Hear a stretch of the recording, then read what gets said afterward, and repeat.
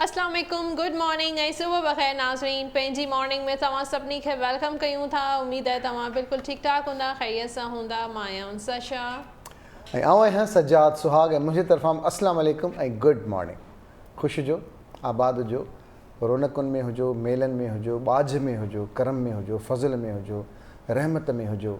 चले रब पाक सभिनी जे मथां ॿाझ करे, रहम करे, आसानी करे। जेतिरा ख़ूबसूरत चेहरा, जेतिरियूं ख़ूबसूरत मुस्कुराहटूं, जेतिरियूं ख़ूबसूरत उमेदूं, वाबस्तगियूं, ख़्वाहिशूं ज़िंदगी में आहिनि, उहे ज़रूरतुनि समेत रब पाक सभिनी जूं पूरियूं करे। जॾहिं जॾहिं पेर तॾहिं तॾहिं ख़ैरु। उमेद आहे तव्हां ठीकु ठाक हूंदव ऐं रब जी ॿाझ में हूंदव ऐं उहा ई साॻी दुआ असां लाइ बि कंदा त तव्हांजी महिरबानी थींदी। असां बिल्कुलु ठीकु आहियूं, शुक्र अल्हम्दुलिल्लाह रब्बिल आलमीन। ऐं रब जी ॿाझ घुरूं था सुबुह साण। ऐं सुबुह साण त हाणे त सिज ईअं निकिरी थो अचे ख़ैर सां, माशाल्लाह सवेर सवेर। त इन सुबुह खे बि सुठी देरि थी वई आहे, पर हिन पहर में जेका बि दुआ आहे उहा सभिनी जे लाइ शल रब पाक सभिनी जो ख़ैरु करे, सभिनी ते आसानी करे ऐं सभिनी जा वेढ़ा शल आबाद हुजनि। उमेद आहे हैप्पी हूंदा। तव्हां कीअं आहियो? उनसां मां बिल्कुलु ठीकु ठाक आहियां, तबियतूं ठीकु आहिनि, अल्हम्दुलिल्लाह ख़ैरियत सां हैप्पी तव्हां आहियो? माशाल्लाह। शो खां पहिरीं असां तव्हांजा जेके गाना हुआ पुराणा, ओल्ड वर्जन हो सजाद सुहाग जो, उहो असां ॿुधियो पिए। तव्हां ॿुधायो हुन जे बारे में, केतिरा साल तव्हांखे गुज़री विया आहिनि जॾहिं? हा, असांजा इमरान थेबो आहिनि, असांजा PCR जा इंचार्ज आहिनि माशाल्लाह, तमामु बहितरीनु ऐं महिनतकश दोस्त असांजो शुरू खां वठी।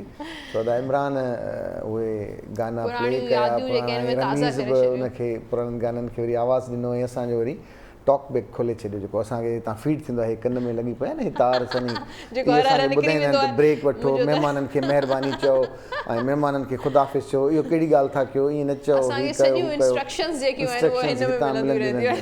त उहो परियां उनजो माइक जेको होॾे लॻल आहे ऐं असां वटि नंढो स्पीकर कन में सजाद सुहाग जा पुराणा गाना उनसां खे उन्हनि ॿुधायो पिए त सजाद भाई हेॾा पुराणा गाना हुया, हे हीअं हूंदो एॾो स्मार्ट हूंदो, सही हूंदो। मां चयो इहो हूंदो हुयुसि छा? ॿुधायोसीं, मूंखे बि त ख़बर पए, अॼु था ॿुधायो। सो ख़ैर उन्हनि ते हाणे छा ॻाल्हाइजे, वक़्तु वियो गुज़री। उन ज़माने में तव्हां जीअं टिपिकल जेके रोमांटिक सॉन्ग्स हुआ, जेके वणनि जे अॻियां पोयां फिरी ऐं पोइ वरी अहिड़े क़िस्म जा गाना हुया, माना सही था चओ तव्हां, अहिड़े क़िस्म जा ॿ टे गाना हुया जेके असां कया हुआसीं उन वक़्त में। पर वक़्तु आहे, ज़िंदगी आहे ऐं ज़िंदगी अॻियां वधण। तव्हां छा फील कंदा हुआ जॾहिं सॉन्ग हलंदो हूंदो बैकग्राउंड में ऐं तव्हां? मां चैनल मटाए छॾींदुसि, सची तव्हांखे ॿुधायां थो। ऐं उन्हनि माण्हुनि मां आहियां त जेके पंहिंजो पाण खे स्क्रीन ते ॾिसणु घटि पसंदि कंदा आहिनि, ॿुधणु घटि। मां यार बसि केरु हुजे जेको हिन शइ खे, अगरि मुंहिंजे वत्स में या हथ में कंदा आहियो जॾहिं तव्हां का पंहिंजी पुराणी शइ ॾिसी वठो? मां सेल्फ क्रिटिक ॾाढो रहियो आहियां ऐं मां शयुनि खे हमेशह क्रिटिक जी अखि सां ॾिसंदो आहियां ऐं पॉज़िटिव क्रिटिक हुजे, भले केरु बि हुजे, उनखे ॾिसंदो आहियां उन ई फ्रेम मां, ताकी शयुनि खे ठीकु थियण जी ज़रूरत आहे त उनखे ठीकु कजे। ऐं ख़ामख़ा जी तारीफ़ बि थोरो अजीब लॻंदी आहे मूंखे। सो मां चवंदो बसि ठीकु आहे, थी वियो ख़ैरु आहे, हर इंसान में का न का घटिताई त हूंदी आहे। हा, सो बहरहाल तव्हां ॿुधायो अॼु ॾींहुं कीअं थो गुज़रे, कल्ह तव्हांजो ॾींहुं कीअं गुज़रियो? तव्हां असांखे टेरो कार्ड कल्ह न ॿुधाया, पर कल्ह कॾहिं कॾहिं ऑफ बि करणु घुरिजे, ज़रूरी इन रोज़ माण्हू अगरि हिकु ॿिए जी माण्हू सेम शयूं ॾिसबो, सेम रूटीन ॾिसबो त उहो बोर बि थी वेंदो आहे माण्हू। इन जे करे मुंहिंजो थोरी हिकिड़े ॾींहं जी कल्ह तव्हां सिर्फ़ु टेरो कार्ड ऑफ न थियो, कल्ह असां वटि किचन बि ऑफ हुयो। तव्हां ॾिठो कल्ह प्रोग्राम खां पोइ फौरन असां हिते वेठासीं कोन, असां मां त भॼी उहा जेका आहे न किचन ऑफ, अचानक किचन ऑफ थियो। सुबुह जो अदी नसीम मूंखे कॉल कई, अदी नसीम 7 लॻे, अस्सलाम वालेकुम, गुड मॉर्निंग, 7 लॻे तव्हां मूंखे कॉल कई हुई न कि तव्हां मूंखे मैसेज फॉरवर्ड कयो कि अॼु पब्लिक ट्रांसपोर्ट जेका आहे उहा बंदि आहे त मां अची न सघंदसि। ईअं ई थियो न, ऐं अदा सजाद जी पारत हुजे। हा, अदा सजाद जी पारत हुजे। त असां मसइलो इहो थियो न, मूंखे बि सुबुह जी ख़बर पई त मां बि न त अरेंज करे छॾियां, जॾहिं अगरि राति जो मैसेज अची वञे हा त पोइ रखो। तव्हांजूं जेके डिशिस हूंदियूं आहिनि, चिकन वारियूं, कोरमो, हलीम, बिरयानी, अहिड़ियूं शयूं असां मिस कंदा आहियूं जॾहिं तव्हां न हूंदा आहियो। पोइ असां जेको आहे न कल्ह मिठाई सां गुज़ारो कयो, थोरो खाईंदा रहियासीं। हाणे की सभिनी चयो पिए महफ़िल खां पोइ मिठाई खाइबी आहे, तव्हां विच में शुरू थी विया, बर्दाश्त न पियो थिए। हेॾे ई मिठाई खाइण पिया, ऐं सभु ॾिठो पियो। बसि सही आहे, तव्हांजे लाइ ॾिसण ई सही आहे। मां मिठाई खे परे खां ॾिठो पियो, हेॾा माशाल्लाह मिठाई शुरू हुई। हा, मिठाई त हुई, पर उन सां माशाल्लाह सुठो थियो कल्ह, ख़बर पई। त हाणे हलूं था टेरो कार्ड ॾांहुं ऐं ॿुधाईंदा त अॼोको ॾींहुं कीअं गुज़रंदो ऐं हिन खां पोइ वरी असां सां गॾु महिमान बि हूंदा महिमाननि सां मुलाक़ात थींदी कचहरी थींदी हाल अहिवाल ओरबो पुछबो कुझबो बिल्कुलु अॼु अरबा जो ॾींहुं आहे ऐं 20 अक्टूबर आहे ऐं ॾिसूं था एरीज़ वारनि लाइ अॼु जो ॾींहुं कीअं गुज़रंदो नाइट ऑफ पेंटिकल्स जो कार्ड आहे एरीज़ बुर्ज हुमल वारनि लाइ एरीज़ वारनि जी एनर्जी थोड़ी स्लो रहंदी कम थोड़ा रुकावट थी पोइ बि थी सघनि था थोरो डिले थी सघनि था स्पेशली फाइनेंसिस पैसनि सां रिलेटेड जेके बि कम आहिनि तव्हां कोशिशि इलाही कंदा पंहिंजी एनर्जी सां पर जेके शयूं आहिनि उहे पंहिंजे टाइम ते थींदियूं बल्कि थोड़ी स्लो थींदियूं डिले बि थी सघनि था टॉरस वारनि जी एनर्जी अॼु आहे 3 ऑफ सोर्ड्स जी त डिसअपॉइंटमेंट थी सघे थी का उमेद तव्हां अॼु जेको आहे सोचियो आहे को कमु इरादो आहे करण जो का उमेद आहे त उहो कमु थी सघे थो न थिए अगरि निकिरण जो इरादो आहे ॻोठ कराची जे लाइ त उहो अॼु कोन थींदो अॼु उते ई आराम थींदो डिसअपॉइंटमेंट थी सघे थी ऐं का एक्सपेक्टेशंस आहे उहा पूरी नथी थी सघे ऐं कंहिंजी ॻाल्हि सां तव्हांखे तकलीफ़ बि मिली सघे थी को अहिड़ो दोस्त कंहिंजी अहिड़ी ॻाल्हि कंदे ईअं बहलाया मां चयो मुमताज़ मुंहिंजे नाले सम्झे तकलीफ़ थी विया हुआ पत ॿधी माफ़ी का अहिड़ी ॻाल्हि तव्हांखे को अहिड़ो ॾुख या को हल्को फुल्को को कंहिंसां कॉन्फ्लिक्ट बि थी सघे थो जेमिनाई वारनि लाइ 10 ऑफ वॉन्ड्स जो कार्ड आहे जेमिनाई वारनि जी अॼु सिहत जो तव्हांखे इलाही ख़्यालु रखिणो आहे ऐं बर्डन फील थींदो स्ट्रेस फील थींदो ज़िम्मेदारियूं इलाही आहिनि ऐं टाइम बि घटि आहे ऐं ज़िम्मेदारियूं जेके आहिनि पूरियूं कंदे कंदे तव्हां इलाही स्ट्रेस फील कयो था ऐं जेको आहे थकिजी पओ था ऐं तव्हांजो जेको सिहत बि आहे उहा बि अॼु डाउन रहंदी जेमिनाई खां पोइ आहे कैंसर द मून जो कार्ड आहे इमोशनल रहंदा कैंसर वारा ऐं उन्हनि जो कैंसर वारनि जो हूअं बि प्लैनेट मून हूंदो आहे कार्ड बि हुनजो आहे त फोकस तव्हांखे करण जी ज़रूरत आहे फोकस जी घटिताई ॾिसण में पई अचे की कॾहिं कुझु सोचो था कॾहिं कुझु सोचो था कॾहिं कहिड़ी डायरेक्शन वठो था कॾहिं कहिड़ी डायरेक्शन ॾांहुं वञो था त तव्हांखे हिकिड़ी शइ ते फोकस करण जी इलाही ज़रूरत आहे कैंसर खां पोइ आहे लियो वारनि लाइ कार्ड आहे द फूल जो अॼु न्यू बिगिनिंग जो ॾींहुं आहे को नयो स्टार्ट को नयो कम जो आगाज़ थी सघे थो ऐं पुराणियूं ॻाल्हियूं पुराणियूं जेके बि तव्हांखे तकलीफ़ूं अगरि मिलियूं आहिनि चाहे उहे सिहत सां रिलेटेड हुजनि फाइनेंसिस सां रिलेटेड फैमिली इशूज़ हुजनि का बि प्रॉब्लम अहिड़ी तव्हांजे पास्ट में तव्हां ॾिठी आहे त सफ़र कयो आहे त उहा शइ हाणे ख़तमु थी वेंदी ऐं तव्हांजी लाइफ जी जेको आहे न्यू बिगिनिंग थींदी न्यू बिगिनिंग अथव दी लियो खां पोइ आहे वर्गो किंग ऑफ सोर्ड्स जो कार्ड आहे वर्गो वारनि लाइ त अॼु तव्हांखे सोचे सम्झी फ़ैसिला करणा आहिनि दिमाग़ सां सोचणो आहे प्रैक्टिकल फ़ैसिला करणा आहिनि प्रैक्टिकल अप्रोच तव्हांजी हुअणु घुरिजे ऐं अॼु जो ॾींहुं तव्हांजे लाइ थोरो टफ रहंदो चैलेंजिंग रहंदो ऐं जेको आहे कॉन्फ्लिक्टेड बि रहंदो पर तव्हांखे सोचे सम्झे जेके बि प्लान आहिनि इलाही प्रैक्टिकली फोकस थी तव्हांखे कमु करिणो आहे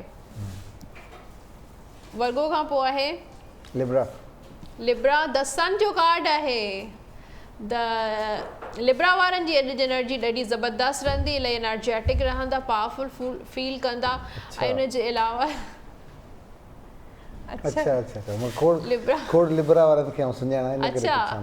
त सन अॼु जेको आहे तव्हां हैप्पीनेस रहंदी अॼु जे ॾींहुं ख़ुशियूं थींदियूं ऐं घर में बि टाइम ज़बरदस्त गुज़रंदो बिज़नेस तव्हांजो ॾाढो सुठो थी सघे थो त अॼु लिब्रा वारनि जी जेका एनर्जी आहे उहा ॾाढी ज़बरदस्त रहंदी स्कॉर्पियो द स्टार जो कार्ड आहे अॼु जॾहिं स्कॉर्पियंस लाइ जेको आहे पॉज़िटिव रहंदो छो त स्टार जो कार्ड पॉज़िटिविटी ॿुधाए थो जंहिं बि कम में हथु विझंदा इंशाअल्लाह तव्हांखे जेका उहो कमु में हासिलु थी वेंदो सक्सेस कामयाबी मिलंदी हुनजे अलावा तव्हांजूं दुआऊं जेके आहिनि उहे क़बूल थींदियूं त अॼु तव्हांखे सोचे सम्झे दुआऊं करणी आहे छो त तव्हांजी फिश कम ट्रू बि थींदी यानी की तव्हांजूं ख़्वाहिशात जेके आहिनि जेके तव्हां दुआऊं घुरो था उहे तव्हांजी पूरी थींदियूं उन खां पोइ छा आहे सेजिटेरियस 7 ऑफ पेंटिकल्स जो कार्ड आहे सेजिटेरियस वारनि जो फाइनेंशियल मैटर्स अॼु तव्हांजा स्टक रहंदा, थी सघे थो को माण्हू तव्हां खां पैसा वठी वञे पर उहो वापसि न कंदो, त इन जे करे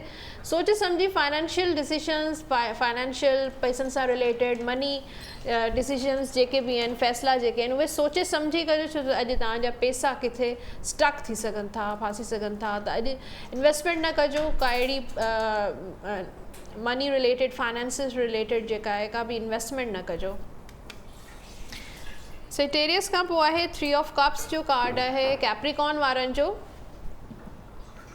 इमोशनल जॉय, हैप्पीनेस रहंदी, इमोशनली तव्हां इलाही ख़ुशि रहंदा, इंजॉय कंदा, ॿारनि सां गॾु तव्हांजो टाइम ज़बरदस्त गुज़रंदो, फैमिली सां गॾु तव्हांजो टाइम सुठो गुज़री सघे थो, उन जे अलावा दोस्तनि सां गॾु तव्हांजो टाइम ज़बरदस्त गुज़री सघे थो, शादी जी ॻाल्हि ॿोल अॻियां वधी सघे थी, रिश्ता अची सघनि था ऐं शादी बि थी सघे थी।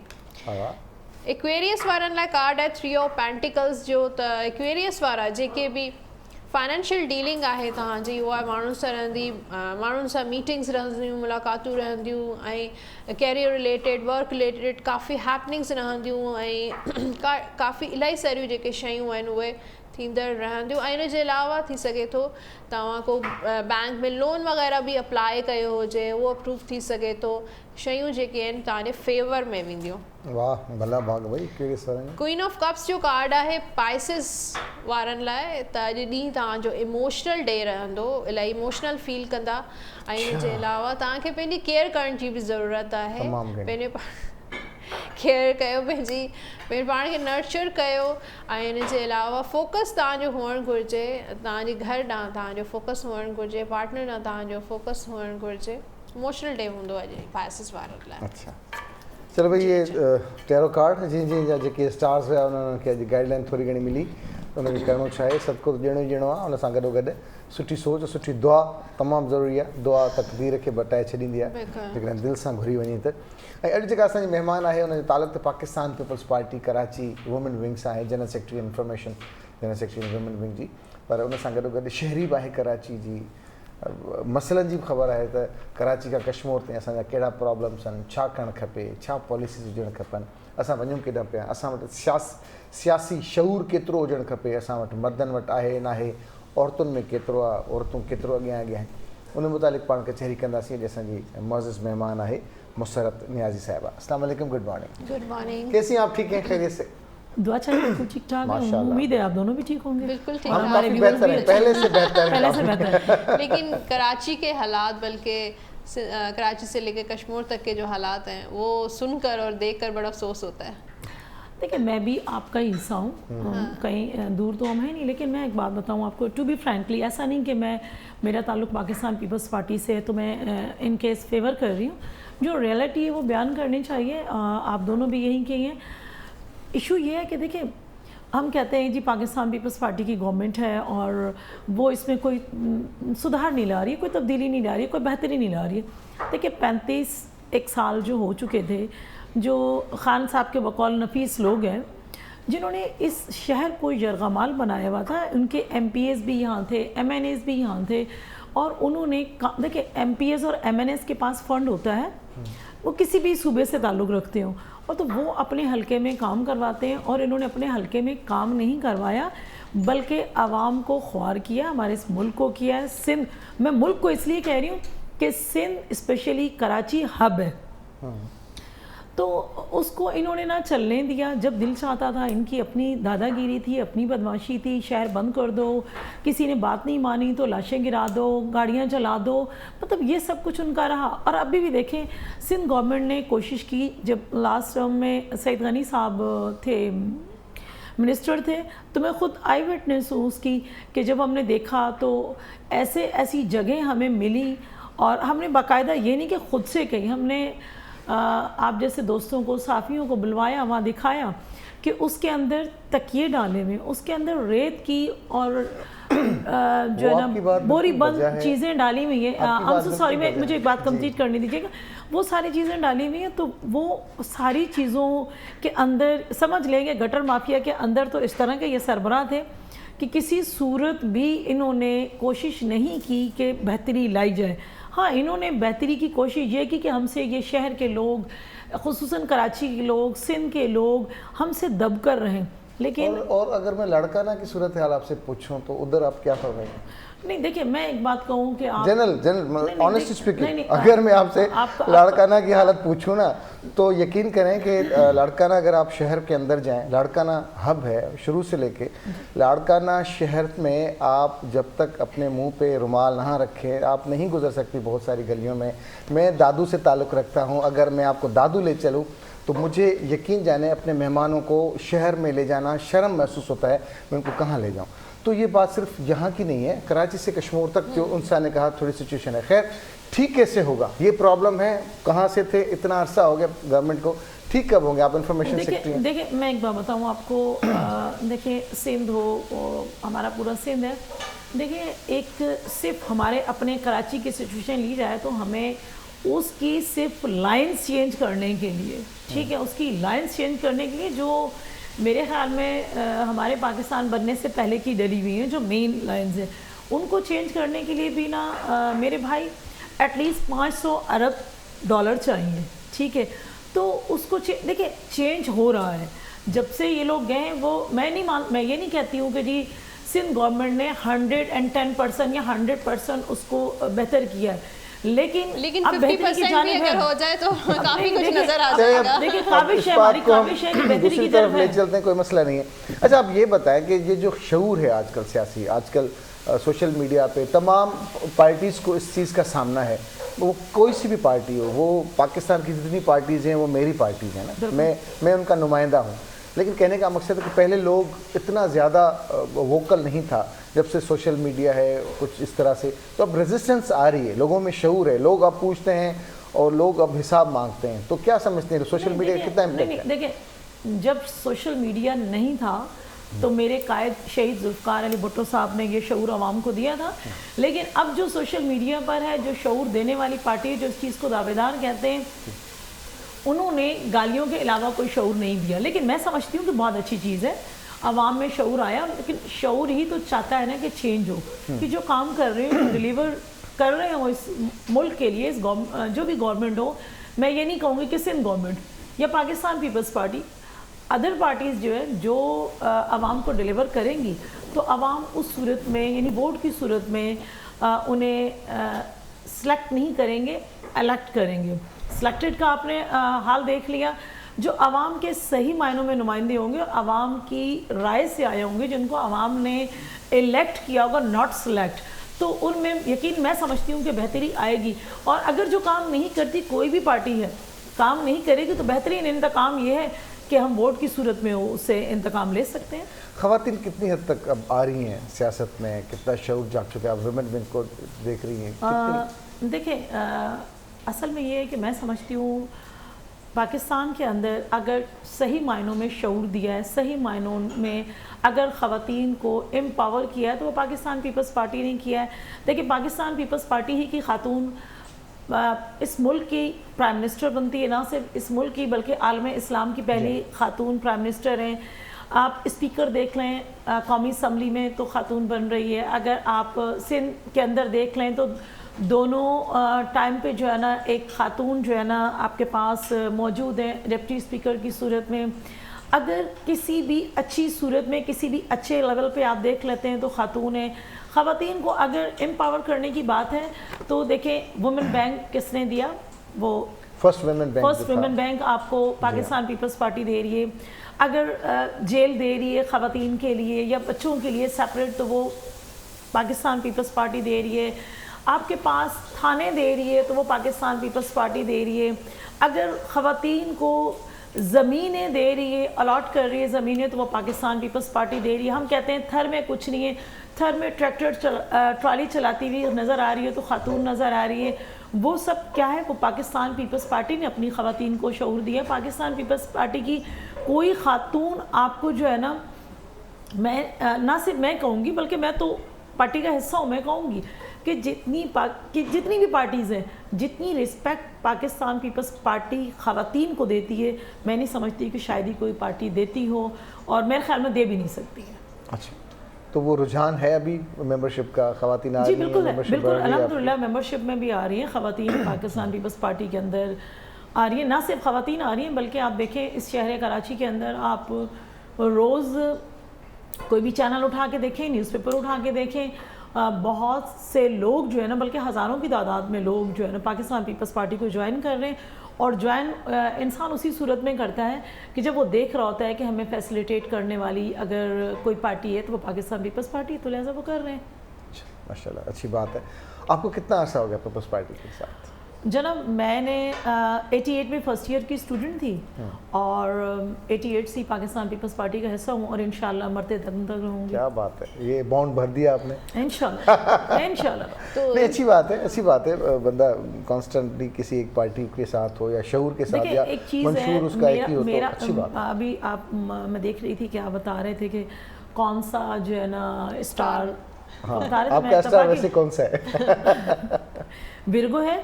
तो मैं वो एक बात बताऊँ, एक हार्ड वर्किंग बहुत होते हैं वर्गो जो होते हैं। एग्जैक्टली। तो देखिए मैं एक चीज़ बताऊँ आपको, मोहब्बत जो विर्गो जो होते हैं ना, जब किसी चीज़ को किसी चीज़ से मोहब्बत करते हैं तो बहुत लंबी करते हैं। मैंने शहीद मोहतरमा बेनज़ीर भुट्टो से मोहब्बत की है, तो जब तक मेरी सांस में सांस है, बल्कि मेरी औलाद भी होगी तो यकीनन वो इसी पार्टी में। तो दिन का सारा आपका जो हिस्सा है वो इसी एक्टिविटीज़, पॉलिटिकल एक्टिविटीज़ में ही गुजरता है?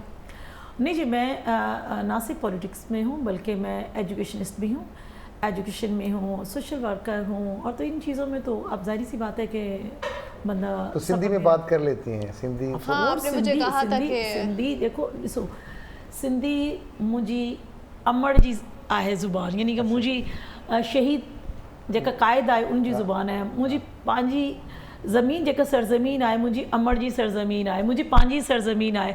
मूंखे फ़ख़्रु आहे सिंधी ॻाल्हाइण में, ऐं मां फ़ख़्रु महसूसु कंदी आहियां ऐं कोशिशि कंदी आहियां कि मां सिंधी ॻाल्हायां, ऐं कोशिशि आहे जेको अखर ॻाल्हायां उन मां सुहिणो ऐं सुठो हुजे। जेका ख़ूबसूरत ऐं सुहिणी ज़ुबान आहे उहा सिंधी आहे। सिंधी का वधि को ख़ूबसूरत ज़ुबान कान्हे। तव्हांजी ॻाल्हि सही आहे, पर किथे किथे वरी पंहिंजी ज़बान अटकंदी वेंदी आहे त पोइ ॾिसो अदा मां जेको आहे न कोशिशि कयां थी, ऐं इहा मुंहिंजो फ़ख़्रु आहे कि मां सिंध में रहंदी बि आहियां ऐं सिंध जी मां जेको आहे रहाकू बि आहियां, शहरी बि आहियां, ऐं मुंहिंजी पैदाइश बि इब्राहिम हैदरी ॻोठ जी आहे। इन करे उते जेका आहे न मां काफ़ी सिंधी आहिनि, सिंधियुनि जो ॻोठ आहे, सिंधियुनि जो ॻोठ आहिनि, सिंधी रहनि था। सही ॻाल्हि आहे। अच्छा, कोशिशि कंदो तव्हांखे जीअं हिननि पुछो तव्हांजी कीअं मसरूफ़ियत हूंदी आहे, फैमिली आहे, पार्टी आहे? औरतुनि जे लाइ इहो थोरो मुश्किल रहंदो आहे कि फैमिली खे बि ॾिसंदा रहनि, पार्टी खे बि टाइम ॾींदा रहनि, वरी इवेंट्स थियनि था, घर में का नाचाकी आहे पर वञिणो पवे थो या मना करणी पवे थी, कीअं मैनेज कंदा? फीमेल काफ़ी टफ। बिल्कुलु मुंहिंजी भेण सही पई चवे, तमामु बि सही पियो छो कि जेका स्पेशली माई आहे उन जे लाइ जेको आहे न सर्वाइव करणु ॾाढो ॾुखियो आहे। पर जेको माई जेको कमु करण वारी आहे, कमकार करण वारी आहे, ॿाहिरि कमु कंदी आहे, उन जे लाइ सवलो कान आहे, पर उहा मैनेज करे सघंदी। उनखे ख़बर आहे कि उनजो हिकिड़ो टाइम टेबल ठहियलु आहे कि हिन टाइम ते मां मुंहिंजे ॿारनि जो टाइम आहे, हुनखे मां लाज़िम ॾियणो आहे। जेको स्कूलिंग आहे उनजी मां उनखे पाण जेको आहे सुबुह जेको आहे ड्राइवर ड्रॉप कंदो आहे, जेको हुनखे मां पिक कंदी आहियां, जेका हुनजी छुटी थी वेंदी आहे मोकल टाइम ते मां पाण हुनखे जेको आहे न पिक कंदी आहियां।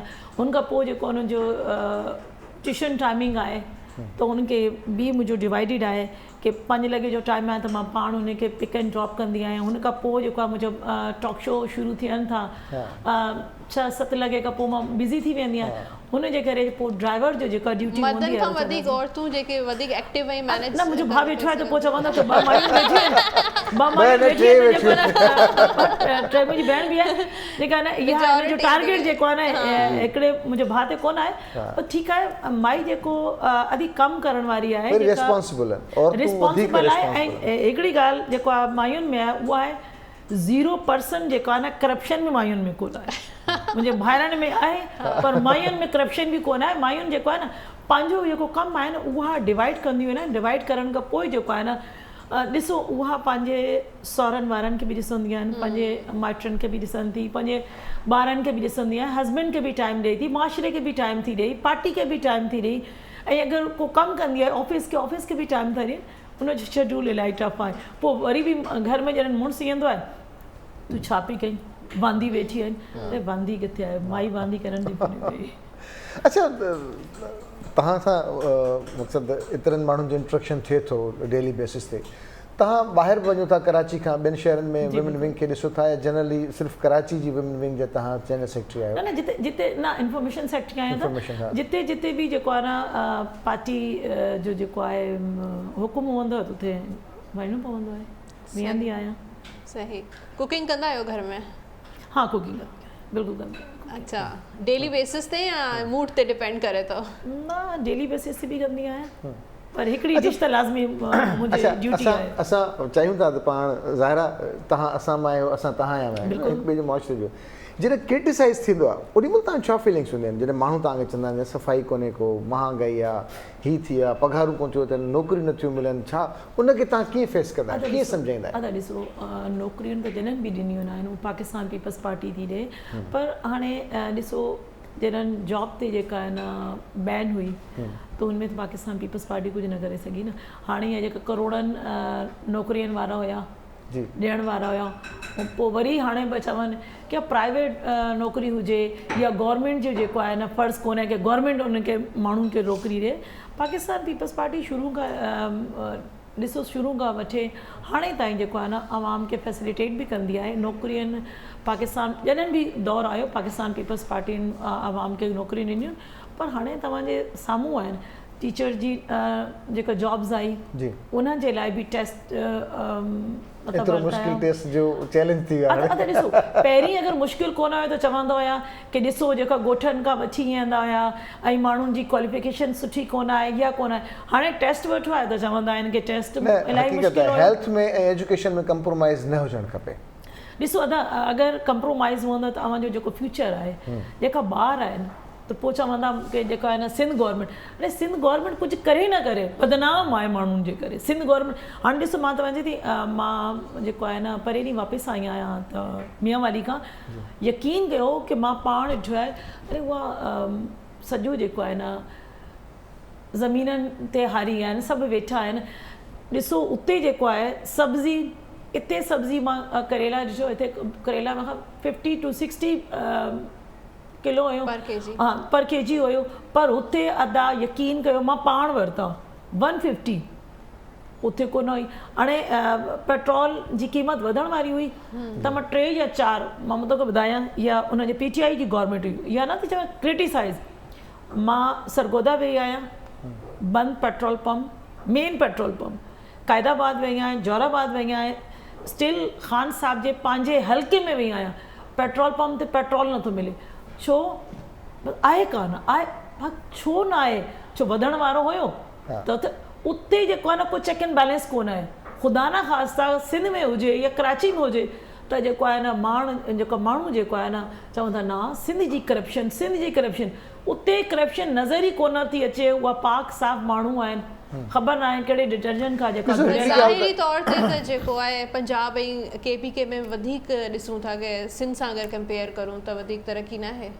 अदी तव्हां जेको आहे हुनजो विज़िट कयो न, मां तव्हां ॿिनी भेण खे भाउर खे बि चवां थी मूंसां गॾु वञो, मां तव्हांखे विज़िट थी करायां, यकीन कयो कचिरे जा ढेर लॻा पिया आहिनि, कचिरो आहे, गंद आहे, मतिलबु कुझु कोन आहे अदी, बसि उर्दू में चवंदा आहिनि दूर के ढोल सुहाने, त पोइ उहा दूर के जो आहे न ढोल ई। बहरहाल हिकिड़ी ॻाल्हि आहे ऑनेस्ट स्पीकिंग जी करे ॻाल्हि कजे, असांजे मुल्क में जेको हींअर क्राइसिस आहिनि न, कराची खां वेंदे इस्लामाबाद ते जेकॾहिं पाण ॻाल्हि कयूं त महांगाई तमामु घणी आहे। महांगाई जंहिंखां तव्हां पुछो उहो परेशान आहे, एतिरो परेशान अॻु में माण्हू कोन हो जेतिरो हाणे आहे। सफ़ाई जी जेकॾहिं पाण ॻाल्हि कयूं त सफ़ाई में असां वटि फ़ुक़दान घणो आहे बनस्बत ॿियनि सूबनि जे। इवन असां जेकॾहिं सूबे जी ॻाल्हि न कयूं, जेकॾहिं मां सिर्फ़ु कराची शहर जी ॻाल्हि कयां त कराची शहर में कराची में जेको वॾे में वॾो प्रॉब्लम आहे उहो सफ़ाई जो आहे, त सफ़ाई प्रॉपर नथी थिए। हेॾो वॾो मेट्रोपॉलिटन शहर आहे, हेॾे वॾे मेट्रोपॉलिटन शहर में हाणे ग्रीन लाइन आगाज़ थियण वारो आहे, ऑरेंज लाइन थींदी, येलो लाइन थींदी, रेड लाइन थींदी, वॉट एवर जेको बि थिए, पर हींअर थी पब्लिक ट्रांसपोर्ट कोन्हे का जेका माण्हुनि खे खणी हले। जेका प्राइवेट पब्लिक ट्रांसपोर्ट आहे उनजो चेक एंड बैलेंस को एतिरो सुठो न आहे। असां वटि सिचुएशन इंटायरली डिफरेंट आहे बनस्बत ॿियनि शहरनि जी। मुल्तान में तव्हां ॾिसो मेट्रो आहे, लाहौर में मेट्रो आहे, पेशावर में मेट्रो आहे, इस्लामाबाद पिंडी में मेट्रो आहे। असां वटि कहिड़े क़िस्म जी को बि ॻाल्हि न आहे। ईअं छो आहे? अदा ॾिसो पाकिस्तान पीपल्स पार्टी हाणे बि जेको आहे न गाॾियुनि त आयूं, पर जॾहिं इनखे अवां जा तक़रीबन 180 अरब खां मथे जेको आहे न सिंध गवर्नमेंट जा रोके वेठी आहे फेडरल गवर्नमेंट, ठीकु आहे, उहा पाकिस्तान पीपल्स पार्टी जे चेयरमैन शुरू खां ई चयो कि तव्हां जेको आहे न सुठो कमु कयो ऐं तव्हां सां गॾु आहियूं। हमेशह हरू भरू चवंदा आहिनि कि ख़ान साहब ईंदो हुयो त जेको आहे न 162 अरब जो ऐलान करे वियो के ॾींहंदा, पोइ हुन खां पोइ जेको हुनजो शोशो हुयो 1100 अरब जो, ठीकु आहे। इहा जेको आहे न ॾिसो अदा मां पार्टी खां हटे करे चवां थी कि सभिनी पार्टियुनि खे मिले करे स्पेशली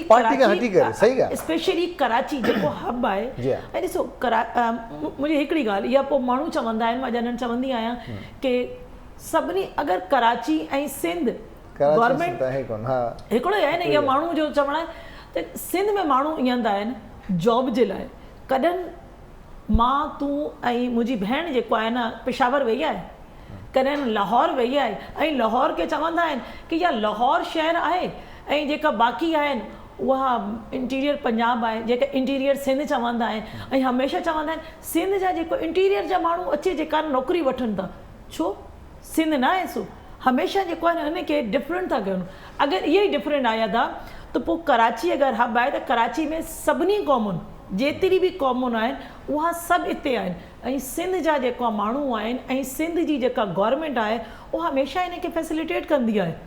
त जेको फैसिलिटेट कंदी आहिनि सभिनी सूबनि जा माण्हू आहिनि, चाहे उहा हेल्थ जे लाइ बि ईंदा आहिनि ऐं एजुकेशन जे लाइ बि ईंदा आहिनि, जॉब्स जे लाइ बि ईंदा आहिनि, त पोइ सभिनी सूबनि खे बि जेको आहे न चाहे न कंट्रीब्यूट कयो। हिते कराची में सभु आहिनि न, सभिनी ॿोलियुनि जा माण्हू आहिनि, सभु ठीकु आहे, नवनि जे लाइ सभु क़ाबिल एहतराम आहिनि, न बिल्कुलु ग़लति आहे। तव्हां हाणे ॾिसो सभिनी खां ज़्यादा जेको आहे न उहा KPK खे मिलियो, ठीकु आहे, मुंहिंजो पंहिंजो सूबो आहे, मुंहिंजो फ़ख़्रु आहे सूबो आहे मुंहिंजो, पर ॾिसो आबादी जे लिहाज़ खां कंट्रीब्यूट करे जेका फेडरल गवर्नमेंट न, जेका आबादी जे लिहाज़ फेडरल गवर्नमेंट खे करणु खपे। तव्हां असां इन लाइ न वेठा आहियूं क्रिटिसाइज़ कयूं, असां वेठा आहियूं पॉजिटिव चेंज बिल्कुलु पॉजिटिव चेंज हुजे, लाज़िम शऊर अचे थो, आस्ते आस्ते शयूं थींदियूं। आख़िर में तव्हां पैगाम कहिड़ो ॾींदो असांखे? पैगाम त माण्हुनि जे लाइ इहा आहे कि इहा न आहे कि गवर्नमेंट जेको आहे न हिकिड़ी गवर्नमेंट कुझु नथी करे सघे, जेसि ताईं सभु गॾु करे जेको आहे न गॾु करे हाणे मां चवां थी मुंहिंजो घर त साफ़ु रहे ऐं जेको गंद कचिरो उहे मां ॿाहिरि उछलाए छॾां, इहा बि कोन थिए थो। बसि पंहिंजी जेका गवर्नमेंट हुए कहिड़ी बि हुए जेका तव्हां सां उन सां कोऑपरेट कयो, जॾहिं तव्हां कोऑपरेट कंदा त यकीनी जेको आहे सुधार ईंदो। ऐं घर अव्हांजो जेतिरो प्यारो आहे न एतिरो प्यारो अव्हांजो सिंध आहे, एतिरो ई प्यारो अव्हांजो पाकिस्तान आहे। पंहिंजी अमड़ पंहिंजी धरती सां प्यार करो ऐं इंशाअल्लाह बहितरी ज़रूरी आहे। इंशाअल्लाह वॾी महिरबानी मैम, ॾाढो सुठो लॻो। पाण ज़ाहिर आहे इहो जेका पंहिंजी डिस्कशन थी जनरल ई ऐं जिथे किथे ईअं थींदो आहे ईअं। अस्सलाम वालेकुम ऐं गुड मॉर्निंग। वालेकुम सलाम, वेरी गुड मॉर्निंग। कीअं आहियो तव्हां? ठीकु आहियो? मां ठीकु आहियां। एतिरी महांगाई वधंदी थी वञे, उन सां फ्रेश ऐं खिलंदी थी अचे, नया ड्रेसिस पाईंदी रहंदी आहियां, तॾहिं बि महांगाई वधंदी थी वञे। ऐं तव्हांजा जेके ब्रोचिस आहिनि डेली तव्हां रोज़ जेको आहे नयो ब्रोच हणी अचो था। 2-3 पुराणनि मां उन्हनि खे चेंज करे पाईंदो आहियां, पर लाइक महांगाई आहे त हर शइ खे असांखे मुंहुं ॾियणो पवंदो न। तव्हांखे ख़बर आहे हाणे डेयरी फार्मर्स जेके आहिनि उन्हनि पहिरियां ई इहो चई छॾियो आहे त 45 रुपीस पर लीटर जेको आहे उहो इज़ाफ़ो करणु चाहिनि था, त मतिलबु हाणे हिक ॿिए खे चांहि जी ऑफर करण जो रिवाज बि आहिस्ते आहिस्ते ख़तम थी वेंदो। न पर जेका सिंध में जेका मेहमानदारी आहे उहा ईअं ई रहंदी, थोरो घणो अची वेंदो। पर जहिड़ा ब्रेक खां पोइ असांजी मुलाक़ात थींदी आहे महिमान सां, ऐं अॼु जेके असांजा महिमान आहिनि उन्हनि जो ॾाढो ज़बरदस्त कमु कयल आहे मीडिया जे हवाले सां। पाकिस्तान में कुझु अहिड़ा असांजा आर्टिस्ट आहिनि जेके जेन्युइन आर्टिस्ट आहिनि, जंहिं सभु दौर ॾिठा आहिनि। उहो दौर PTV जो उहो दौर हुजे जॾहिं PTV जे ॿाहिरां माण्हू बीहंदा हुया, सिकंदा हुया PTV जे अंदरि वञण लाइ, ऐं तॾहिं हिकु टेलीविज़न जी झलक अचण ते सॼी दुनिया में मशहूरु थी वञिबो हो। ऐं हाणे एॾो चैलेंजिंग दौरु आहे जो दुनिया जा केतिरा ई चैनल्स अची विया आहिनि, केतिरो ई मार्केट आहे। भले तव्हां केतिरो बि कमु कयूं असां, पर चंद माण्हू चवंदा अच्छा तव्हांखे किथे ॾिठो आहे असां, तव्हां TV ते अच्छा तव्हां हाणे फोकस घटि आहियो। तव्हां माण्हुनि खे जेका शनाख़्त जंहिंखे मिली सा मिली चुकी, हाणे उन शनाख़्त खे हासिलु करण लाइ तमामु घणी तक़ोदो करणी थी पए, महिनत करणी थी पए, निकिरणो थो पए, तॾहिं वञी उहो मुक़ाम मिले थो। पर बहरहाल अॼु जेके असांजा आर्टिस्ट आहिनि उनजो ॾाढो पंहिंजो नालो आहे, पंहिंजो कद काठ आहे, उन्हनि वॾियूं महिनतूं कयूं आहिनि उन दौर में जॾहिं ज़रूरत हुई, ऐं सुठो कमु बहितरीनु क्वालिटी वारो कमु जॾहिं थींदो हुयो तॾहिं खां वठी हींअर ताईं। ऐं उन ज़ाहिरी ॻाल्हि आहे उन कम जो ई हींअर उनखे रिवार्ड मिले थो, अञा ताईं मिले थो। ऐं उन्हनि जी कॉमेडी हुजे, उनजी कंपेयरिंग हुजे, स्टेज ते उन्हनि जो ॻाल्हाइणु हुजे, अंदाज़ हुजे, ड्रामास हुजनि, मुख़्तलिफ़ सेगमेंट्स जेतिरा बि मीडिया सां रिलेटेड आहिनि उन्हनि जो कमु ओतिरो ई शानदार रहियो आहे। ॼातल सुञातल शख़्सियत आहे ऐं उर्दू मीडिया में उन्हनि जो तमामु सुठो ऐं वॾो नालो आहे। अॼु असांजा मुअज़्ज़िज़ महिमान आहिनि अयाज़ ख़ान साहब। अस्सलाम वालेकुम अयाज़ साहब, कैसे हैं? ठीक है, वेलकम कहते हैं हम आपको। थैंक यू सो मच, बहुत शुक्रिया। और सबसे अच्छी बात मैं आपको पहले ही कहूँगा कि मुझे इस बात पे बड़ा फ़ख्र है जी कि मैं सागड़ में पैदा हुआ, मेरे वालिद वहीं थे, हम सब बहन भाई थे। अच्छा, तो थोड़ी घणी हाणे सिंधी अचे थी तो ॻाल्हाइण तो थोड़ी घणी न तव्हांजो त लहजो बि सिंधनि वारो हाँ आहे। उहो त आहे न, असांजे ड्रामनि में त थिए था कि रोल तो सिंधी ड्रामो कयो तव्हां? सिंधी हिकिड़ो कयो आहे हिते। अच्छा। ऐं मुंहिंजो फस्ट जहिड़ो प्रोग्राम फ्रॉम PTV नई ठही नहीं चाहिए नहीं ठही प्रोग्राम नंढनि जा आहे पर उहो मां कयो हुनमें। अच्छा, हारून रिंद प्रोड्यूसर था। सही। तो बाकी ये कि उसके बाद मैं करता रहा, लेकिन होता है कि अगर कोई मुझे प्रैक्टिस में नहीं है तो हाँ प्रैक्टिस, लेकिन सिंध के चूँकि एक्सेंट्स और सारे जो स्लैंग जो बोले जाते थे, अब्बा डॉक्टर थे तो उनके पास जैसे जैसे पेशेंट आते थे तो उसमें मैं सिंध के अपने दोस्तों से, कैसर खान मेरी बड़ा अच्छा दोस्त है, तो मैं उससे सिंधी बोलता हूँ, मैं कहता है खुदा के वास्ते यार आप नहीं बोलो, तुम इतने स्लैंग वर्ड्स बोलते हो जिनमें से बहुत सौ का मतलब मुझे नहीं पता। मैंने कहा तुम मुझे बताया गोथरी कहने का चैन था, गोथरी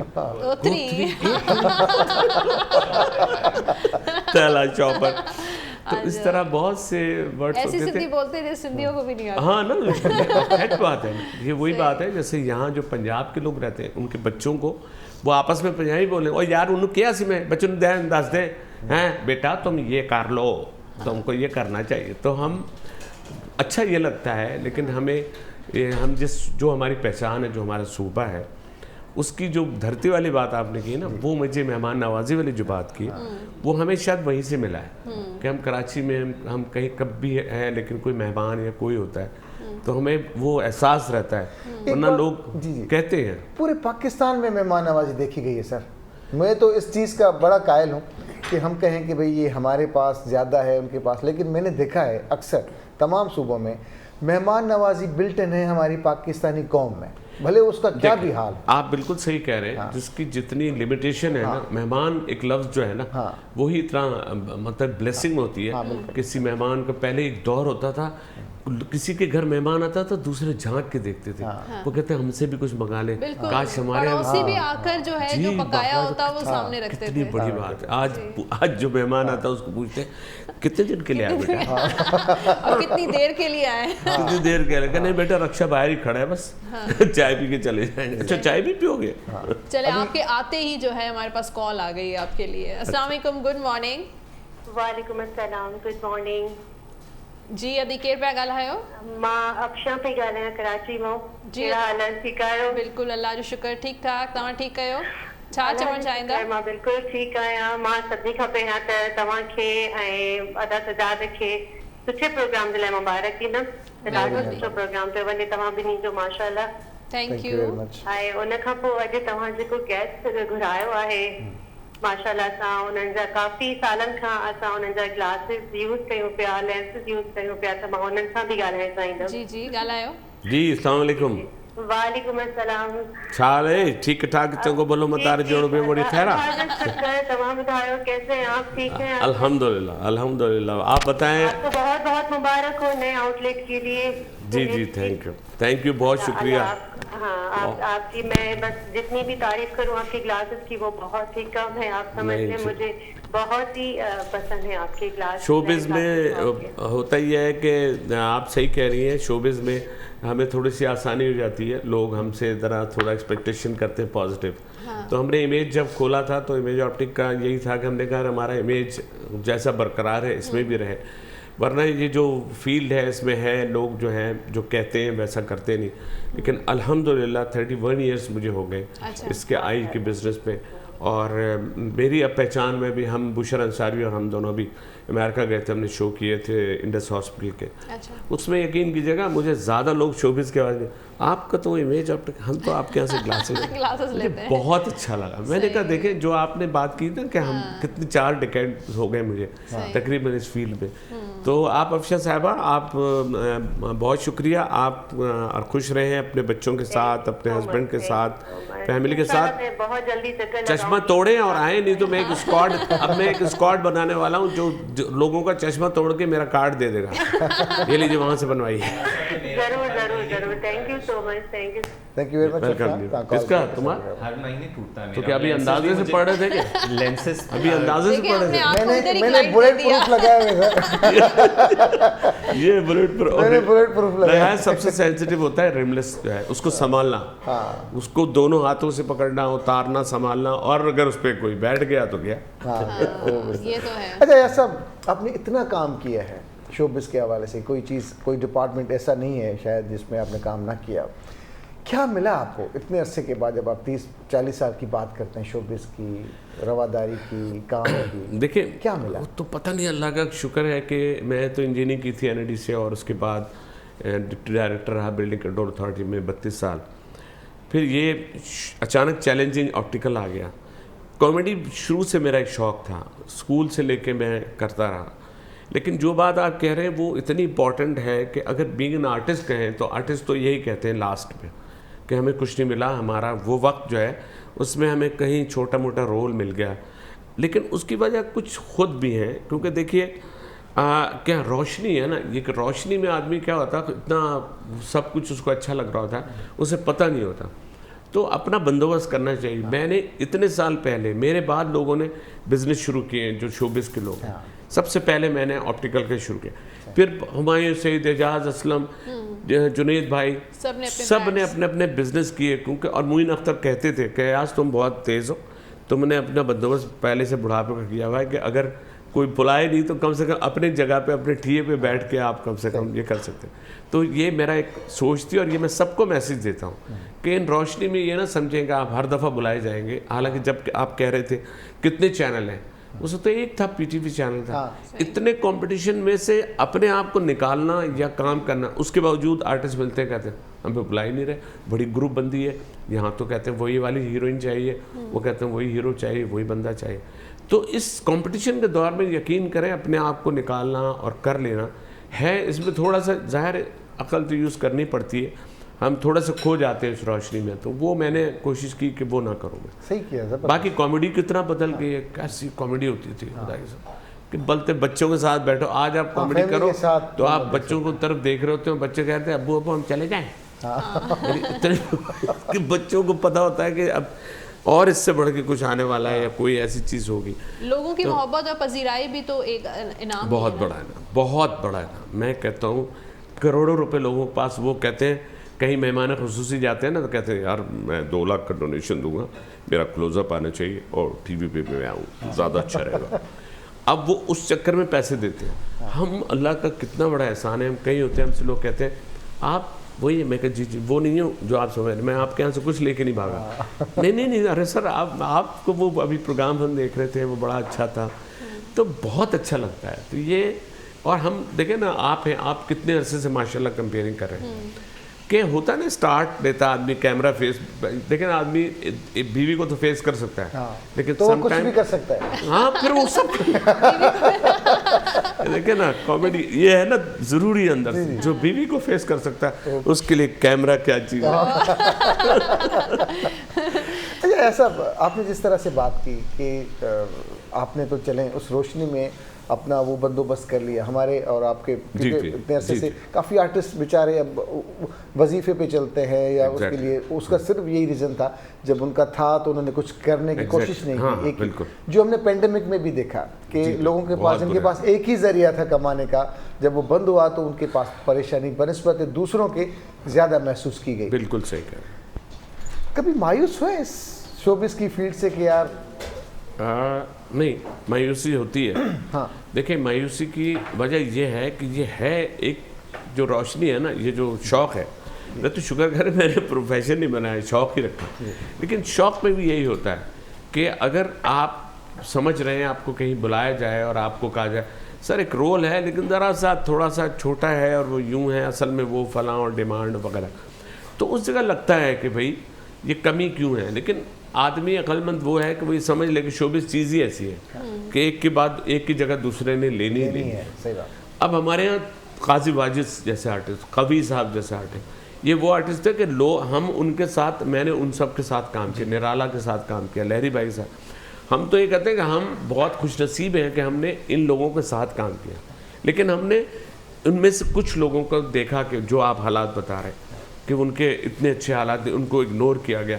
उनकी पेमेंट जो है, प्रोड्यूसर्स कुछ ऐसे जालिम हैं कि उनकी पेमेंट जो उनको एडवांस में देनी चाहिए, जो उनको पहले देनी चाहिए, उनको कॉल करना पड़ता है वो चेक के बारे में। अच्छा जी, वो इतने शरीफ और नेक लोग हैं कि वो दोबारा ये भी नहीं कहते देखिए आप देख लीजिएगा। तो कुछ जालिम हमारे भी प्रोड्यूसर भी कुछ ऐसे हैं जो इन बातों का ख्याल नहीं रखते कि अगर किसी का चूल्हा इस बात पे जल रहा है तो उसका ख्याल रखें, उनको बल्कि थोड़ा ज़्यादा दें। तो ये हमारे करना चाहिए। लेकिन हमारे कुछ आर्टिस्ट जो अच्छी पोजीशन में हैं वो उनका ख्याल रखते हैं, उनको इंडोर्स करते हैं, उनको कहते हैं यार इसकी जगह इनको ले लें। तो ये अच्छे बुरे तो हर जगह होते हैं। तो ये आप जो बिल्कुल आप कह रहे हैं दौरान मीडिया ही आपने फिर इमेज ऑप्टिक्स के बारे में सोचा? जी, मैंने तो 31 ईयर्स हो गए। मैं तो जब से सोचा, वो मैंने सोचा ऐसी था, मैंने कहा गवर्नमेंट जॉब है, वो रिटायरमेंट होगी मेरी, पेंशन वहाँ से भी मिल रही है, टेंशन तो मुझे हर जगह से मिल रही है। तो खैर अच्छा, वो जो मुस्कुराए हैं ना, तो मुस्कुराने का मतलब है। लेकिन पता है आपको, मैं बताऊँ, आपने सोचा फ्यूचर में इसकी मैं अपने मैं मजाक की बात मजे की करूँ, मैंने मेरे ना बच्चे ने मेरे साथ बैठा था 6-7 साल का जब होता, कहना जल्दी कर ले पापा, अभी मम्मी आने वाली है, फिर वो आपको टेंशन देगी। तो मैंने क्या किया, उसके कुछ दिन बाद एक डाकुओं का सीन हो गया। तो किसी ने कहा यार अपने फ़ोन में ना कभी होम नहीं लिखो, अगर मोबाइल छीनेगा तो होम पे आपका जो है वो होम का नंबर पे आपको दोबारा कोई ट्रैप करे या आपको लोकेट करे या फ़ोन करे। तो मैंने उस जगह लिख दिया टेंशन। अब मेरे फ़ोन पे आज तक टेंशन लिखा हुआ है, बाकी लोगों को कह रहा हूँ बेहतरीन चांस है, दोनों जगह कवर हो जाएगा। लेकिन जाहिर है कि आपके घर में आपके लिए सबसे इम्पोर्टेंट आपकी बीवी होती है, क्योंकि आपकी नस्ल को तो आपको सुकून मिलता है, आप इतना स्ट्रेस से बाहर कितने कर ले, क्योंकि देखिए आपकी जो नस्ल को चलाती है, जो आपके बच्चों को बड़ा करती है, जो उनको तरबियत देती है, वो बहुत इंपॉर्टेंट होती है। लेकिन आपको मज़ा भी बीवी से झगड़े में ही आता है। पड़ोस से झगड़ा करेंगे तो 2-4 ज़्यादा होंगे, आपको पीट देंगे पकड़े। घर में आप करें, घर आकर उतारते हैं ना, लेकिन आप देखें ना, वो फिर बीवी भी क्या करती है, बीवी भी को खूबसूरत। मर्द तो वो बारिशें जो तेज होके मतलब खत्म हो जाती है, वो जो हल्की हल्की बारिश चलती रहती है ना सारा दिन, जो बंदे को बोर कर देती है कि इंतजार में होता है कि यार ये थमने का नाम नहीं है। लेकिन ख्याल रखना चाहिए, वही दीवारें गिरा देती है, कभी उस तरफ से ओले भी पड़ सकते हैं। अभी चलते हम आज अपने शेफ के पास, क्योंकि आज शेफ का आलमी दिन भी है और अच्छा, वर्ल्ड शेफ डे है। और आज हमने मजे की बात के अपने शेफ से रेसिपी तक नहीं पूछी कि आज किचन में बनाए। हालांकि देखिए बीवियां जैसा पकाती है ना, एक तो मुसीबत है, हर चीज के दो मतलब पकाती है। हाँ देखिए, लेकिन देखिए ये जो है ना ये शेफ जो है, ये इनसे हमें जो रेसिपीज मिलती है ना, हमने देखा है कुछ हो जाए उल्टा सीधा सही, ख़वातीन कोशिश ज़रूर करती हैं। अब हर आदमी आमिल लियाकत तो बन नहीं सकता, लेकिन बहरहाल कुछ लोग अच्छा पका लेती हैं, सीख जाती हैं, उनको शौक होता है कि मेरे हस्बैंड कुछ नहीं, सारी ख़वातीन ऐसी बातें ना करें आप। अभी नसीम छा बैठा है आज वाइट कोरमा। ओए वाह, बेहतरीन, पर तो खा के जाएंगे। इन्हें जो कलर भी वाइट होंदो या सिर्फ नाले जो वाइट है? ना कलर भी वाइट होंदो, इनमें शयूं भी वाइट आहिनि सभी। रेसिपी ॿुधायो। हां जी जी, पंहिंजी किचन में सभिनी ॾिसण वारनि खे सलाम। वालेकुम अस्सलाम। ऐं इहो बि चई छॾियो वर्ल्ड शेफ डे आहे तव्हांजो। अॼु असांजो मतिलबु इंटरनेशनल शेफ डे आहे, happy chef day. Set your mise en place, मतिलबु अपनी जॻह शयुनि तुसां बिल्कुलु सेट कर छोड़ो ठाहिण वाला। त मां हाणे मां तव्हांखे रेसिपी ॿुधायां थी। असांजी जेका रेसिपी आहे, असांजी जेका डिश आहे, उहा आहे वाइट कौरमो, मतिलबु अच्छो कौरमो, चिट्टो कौरमो, अच्छो कौरमो। त उन जे बाद जेके इंग्रेडिएंट आहिनि, जेके उनमें जेके मां शयूं ऐड कंदसि, उहे मां तव्हांखे ॿुधायां थी। हाणे जेको फस्ट प्रोसेस आहे असांजो चिकन खे बिल्कुलु साफ़ु करे विनेगर जो पाणी में जेके बि हुन जा आहिनि बिल्कुलु साफ़ु करे हुनखे तव्हां मैरिनेट करियो। मैरिनेट करण जूं जेके शयूं आहिनि हुनमें 2 चम्मच तव्हां ॾही जा विझोसि, वाइट पेपर मतिलबु जेके अछा मिर्च आहिनि उन्हनि खे कुटे उहे विझोसि, ऐं सुको जेके धाणा आहिनि पिसियल उहे विझो, थूम अदरक जो पेस्ट इहो विझी तव्हां हिन खे मैरिनेट करियो तक़रीबन 10 मिनट्स। हुन खां बाद में जेके ॿियूं शयूं असां ऐड कंदासीं उहे मां तव्हांखे ॿुधायां थी। ॿियूं शयुनि जो इहे आहिनि त बसर आहे जेको, हुननि खे बसरनि खे कटे हुन में थोरो मतिलबु सोते करियो। सोते करण खां बाद में हुनखे बिल्कुलु ब्राउन न करियो, वाइट, छो जो असां अछो कोरमो ठाहियूं था त हुनखे अछो ई रहण ॾियो। पोइ हुनखे ग्राइंड करियो, 2 चम्मच ॾही जा विझी त बसरनि खे ग्राइंड करियो। ग्राइंड करण खां बाद में जेको असल प्रोसेस आहे ठाहिण जो उहो ॿुधायां भई। हाणे शुरू करियूं था असां। चिकन जेका मैरिनेट आहे हुन में ऑयल विझो, उहा हुन में मैरिनेट थियल चिकन विझी छॾियो। हुन खां बाद में जेको थूम अदरक ऐं कुटियल मिर्च उहे विझोसि, कुटियल न त ग्राइंड बि करे सघो था। उहे विझी हिकिड़ो टमाटो उहो विझी कटिंग करे बिल्कुलु जूलियन मतिलबु मिन्स कटिंग करे उहो हुन में विझी छॾियो। उनखे सुठे तरीक़े सां पचायो जीअं रोस्टेड थींदो आहे। रोस्टेड पचाइण खां बाद में जेको असांजे ग्राइंड थियल बसर आहिनि उन्हनि में खे ऐड करे छॾियो। उन खां बाद में उहे बि बिल्कुलु ड्राई थी वञे, पोइ ॾही क्रीम इहे विझी पहिरीं ॾही विझोसि। ॾही विझण जे टाइम ते इहो रखिजो मतिलबु ख़्यालु हुनजो गैस खे बंदि करे छॾियो। पोइ थोरो पाणी विझो जीअं उन जा दाण ॾही जा न थियनि। पहिरीं ॾही खे मिक्स कजो हुन में विझी, हुन खां बाद में पोइ तव्हां क्रीम, जॾहिं ॾही जो पाणी ख़ुश्क थी वञे पोइ तव्हां क्रीम विझो। ॾही सां गॾु फ़ौरन न, हुनखे 1 मिंट या 2 मिंट क्रीम जो ॾियोसि। हुन खां बाद में लाहे गार्निश न, हा लीमे जो पाणी विझंदासीं, सॉरी विसरी वियो, लीमे जो जूस या लीमो हुन में कटे बि लीमो रखंदासीं। ऐं हुन खां बाद में तव्हां गार्निश करियोसि अदरक, सावा मिर्च, सावा धाणा लाहे गार्निश करे असांजो अछो कोरमो, वाइट कोरमो रेडी। चलो सही आहे। इहो वाइट कोरमो वाहिद आहे जेको हर ज़बान में वाइट कोरमो ई मशहूरु आहे। असां सिंधी में ॿुधाए सिंधी में बि हिनखे वाइट कोरमो चवंदासीं, पंजाबी में बि इन वाइट कोरमा कहंदा आहिनि, पश्तो बलोची में वाइट कोरमा, सराइकी जी वाइट कोरमा, सराइकी में वाइट कोरमा आखे सुन को। ठीक है, अच्छा कोरमा आखे सुन। अच्छा अॼु जेको वर्ल्ड शेफ डे आहे त तव्हां कहिड़े शेफ सां इंस्पायर थियो था, मतिलबु कहिड़ो वणे थो तव्हांखे, कंहिंजा फैन आहियो, कोई यादि आहे तव्हांखे, चाहे वो पाकिस्तानी हुजे या इंटरनेशनल शेफ हुजे? न आहे इंटरनेशनली शेफ आहे, पर नालो विसरी विया। नालो विसरी वियो, नालो अंग्रेज़नि जो नालो जेको आहे न थोरो चेंज हूंदो आहे। कहिड़े मुल्क जो आहे वो शेफ? इन जो आहे ऑस्ट्रेलिया जो आहे। ऑस्ट्रेलिया जो? जी जी, उहो ऑस्ट्रेलिया जो आहे। उहो हर जॻह ते अलॻि अलॻि मुल्कनि ते वेंदो आहे, पोइ पंहिंजूं डिशिस हुते वञी, हा मां उहो डिशूं ठाहींदो आहे। पर मां हुन ते आहियां, मुंहिंजी बि दिलि चवंदी आहे मां बि हितां मतिलबु पंहिंजी किचन हुजे। मां हर पंहिंजे सिंध ते जेका सिंध जो ओवरऑल आहे टूर मुंहिंजो आहे, अलाह ताला क़बूल कंदो। जी जी सभु अच्छा, ऐसा आपका दौर था, आपने सीखा, गुफ्तगू करना सीखा, आपको पता चला कि यार लोगों को, ऑडियंस को, मेहमानों को गुफ्तगू का ये, हमने तो आप लोगों को देख के सीखा, हम तो डायरेक्ट आ गए। आपकी तो खुशनसीबी थी, आपने बड़े बड़े लोगों के साथ काम किया। अब हम क्या सिखा रहे हैं मीडिया पे लोगों को? आप जो बात कर रहे हैं ना, ये अपने एक्सपीरियंस की मुनासबत से कर रहे हैं। आप भी ज़ाहिर है आप जैसा बोल रही हैं। हम कैमरे के आगे जब बोल रहे होते हैं, हमारे बोलने में कितना अदब, कितना वो होता है, वो हम एक अगर देखा जाए तो हम सिखा रहे हैं। आज जिस तरह बात कर रहे हैं, आप जिस तरह बात कर रही हैं, आप जिस तरह बात सुन रही हैं, जिस तरह आप रिएक्ट कर रहे हैं, हमने ये जो चीज़ें हैं ये हमने हमेशा सिखाया है। और हम आपसे भी, मैं ये नहीं आपसे सीखता हूँ, क्योंकि आपके और मेरे फेस में एक फ़र्क है। मैं अच्छा कंपेयर नहीं बन सकता, मेरा चेहरा नेगेटिव है, पॉजिटिव है, आपका चेहरा सॉफ्ट है। कंपेयर के लिए सॉफ्ट होना और एक अच्छी फीचर्स के साथ होना और फिर बोलना, ये सारी चीज़ें कॉम्बिनेशन है।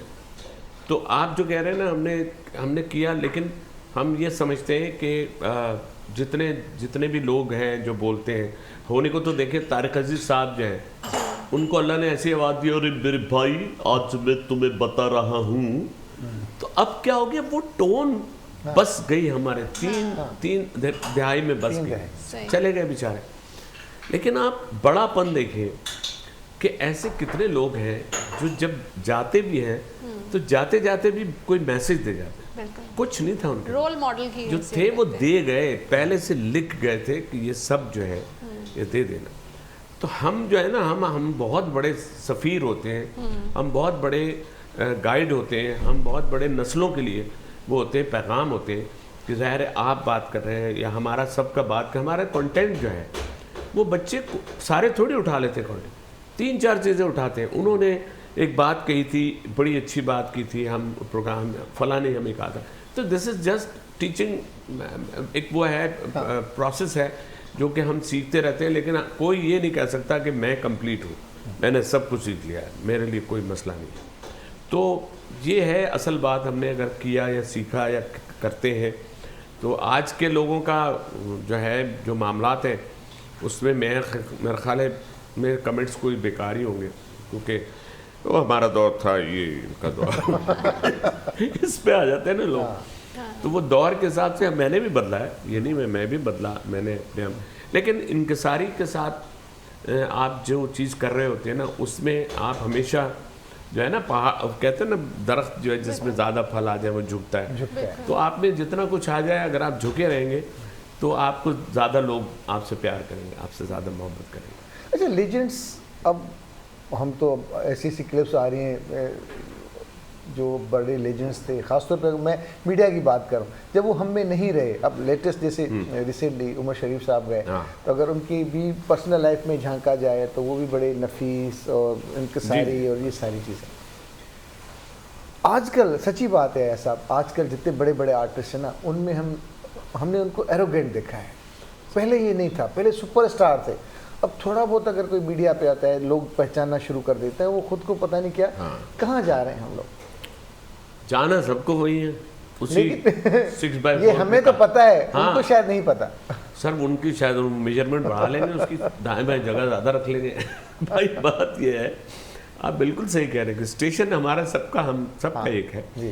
और आप अगर पब्लिक प्रॉपर्टी लफ्ज़ क्यों यूज़ किया गया, ये हमने गोरों ने यूज़ किया, कब से चल रहा है। हम है पब्लिक प्रॉपर्टी, जब पब्लिक प्रॉपर्टी है तो हमें उस पब्लिक के साथ तो हमेशा से अच्छा होना चाहिए। कुछ आर्टिस्ट वाकई बहुत अच्छे हैं, बहुत डाउन टू अर्थ हैं, और जो बड़े हैं उनमें कुछ हैं पढ़े लिखे भी हैं, वैसे में कुछ जन, एक्सक्यूज मी प्लीज़, ज़रा सर प्लीज़ रश ना लगा, सब जाली टशन है, कुछ नहीं। सही कहा। सियासतदानों में भी आप देख, सियासतदानों में कुछ बहुत अच्छे, कुछ जो हैं वो भूले बैठे हैं, वो उस वक्त तक होते हैं जब वोट ले लेते हैं। वोट के बाद वही लोग जो उनकी तरफ निगाह उठा के मुंतज़िर होते हैं कि भाई इनसे अब हमें कुछ मिल जाए। हम कभी कभी तो आप ये देखें ना, कम्युनिटी सेम कम्युनिटी से ले रहे हैं लोग, सेम कम्युनिटी से वोट लिए हैं, और वही कम्युनिटी सबसे ज़्यादा प्रॉब्लम है। तो ये जो चीज़ें हैं, इनको आप आर्टिस्टों में ले लें, इनको उन मशहूर लोगों में ले लें, इनको आप किसी तरह से भी ले लें, जो किसी का प्रोटोकॉल इतना बड़ा होता है कि लोग उनकी अप्रोच तक नहीं कर सकते, उन तक पहुंच ही नहीं सकते, उनकी बात ही आगे नहीं बढ़ जाती। तो मेरा ख्याल है कि कुछ जो एरोगेंट हैं, जो उनको चाहिए कि ऐसा ना करें, जहाँ जाएं, जिनमें बैठे, गरीबों में बैठे। देखें, आपने अगर अपनी औकात देखनी है ना, औकात तो बात यह है ना कि हमारी औकात कुछ भी नहीं है। इधर हमारा सांस रुकी, उधर हमारी नाम बदल गया, वो नाम ही मैयत हो गया।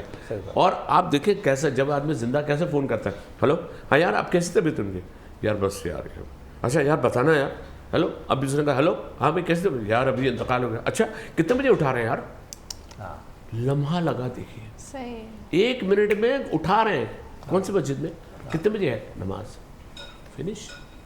उसके बाद तो ये जो है ना, लोग ऐसा भूलते हैं कि जैसे हिसाब किताब है ही नहीं। जब आए हैं ना, हिसाब तो देना है, वो वाला हिसाब नहीं जो यहाँ हो ही नहीं रहा है, क्लियर ही नहीं हो रहा। अभी खबर सुना रहे थे आप कि वो किसी का हिसाब ही, किसी पे करप्शन का इल्ज़ाम लग भी रहा है तो वो उसको ऐसे करके साफ कर रहा है जैसे कुछ है ही नहीं। तो हम तो उसमें तो कुछ भी, हम तो बहुत अच्छे हैं भाई, अल्लाह का शुक्र है। लोग हमें कम से कम उतना बुरा तो नहीं कह रहे जो इनकी किस्मतों में है, जो भी गलत कर रहे हैं। वो मैं कल हिस्ट्री पढ़ रहा था, जिसने व्हाट्सएप ऐप बनाई थी, वो तंग होके, कहीं यहूदी ख़ानदान का बच्चा था, वो अमेरिका चला गया गुर्बत की वजह से। अच्छा। अमेरिका में वो जो इदारा जो मुफ्त में गरीबों को खाना खिलाता है, वहीं वो खाना खाता था।